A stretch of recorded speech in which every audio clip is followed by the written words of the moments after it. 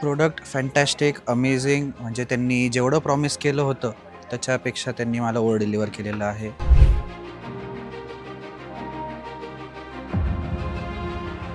After कंपेअरिंग all the wovens म्हणजे मी या फील्डमध्ये खूप वर्षांपासून आहे.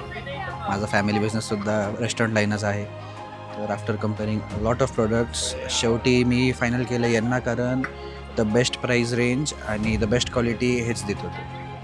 इझिली ॲक्सेसिबल, सर्व्हिस बेटर आहे, कस्टमर्सचा रिव्ह्यू अमेझिंग आहे. म्हणजे माझे आधीचे पिझ्झाज आणि आत्ताच्या पिझ्झाजमध्ये जमीन आसमानचा फरक आहे. जेव्हापासून हा ओव्हन लावला आहे मी, तेव्हापासून रिव्ह्यूज एकदम अमेझिंग आहे. काहीच निगेटिव्ह रिव्ह्यू आत्तापर्यंत एकही नाही आला पिझ्झासाठी.